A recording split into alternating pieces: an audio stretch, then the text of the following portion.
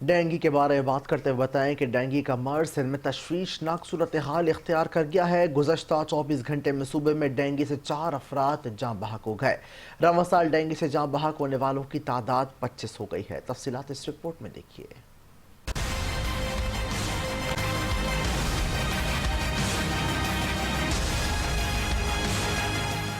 سندھ میں ڈینگی کا مرض تشویشناک صورتحال اختیار کر گیا۔ گزشتہ 24 گھنٹے میں صوبے میں ڈینگی سے 4 افراد جاں بحق۔ گزشتہ 24 گھنٹے میں سندھ میں 1192 کیسز مثبت آئے، جن میں سے کراچی میں 642 اور حیدرآباد میں 550 کیسز رپورٹ ہوئے۔ محکمہ صحت کے مطابق رواں سال صوبہ سندھ میں ڈینگی کے 10,502 کیسز رپورٹ ہوئے۔ سندھ کے سرکاری ہسپتالوں میں 227 اور نجی اسپتالوں میں 212 مریض زیر علاج ہیں۔ اسی طرح کراچی کے سرکاری اسپتالوں میں ڈینگی کے لیے 257 جبکہ نجی اسپتالوں میں 195 بستر مختص کیے گئے ہیں۔ محکمہ صحت سندھ کے مطابق کراچی میں 37 لیبارٹریز ڈینگی ٹیسٹنگ کر رہی ہیں، جن میں سے 12 سرکاری اور 25 نجی لیبارٹریز ہیں۔ حیدرآباد میں ڈینگی ٹیسٹنگ کے لیے 18 لیبارٹریز ہیں، جن میں سے 7 سرکاری اور 11 نجی لیبارٹریز شامل ہیں۔ گزشتہ 24 گھنٹے کے دوران سندھ میں ڈینگی سے جاں بحق ہونے والوں میں 3 بچے اور 1 خاتون شامل ہیں۔ حیدرآباد میں 3 سالہ بچی، بدین میں 6 سالہ بچہ جبکہ کراچی میں 11 سالہ بچہ اور 30 سالہ خاتون ڈینگی کے سبب جاں بحق ہوئی۔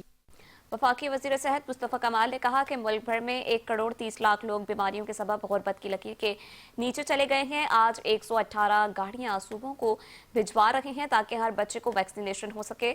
ملک میں 3,97,000 بچوں کی ویکسینیشن نہیں ہو سکی۔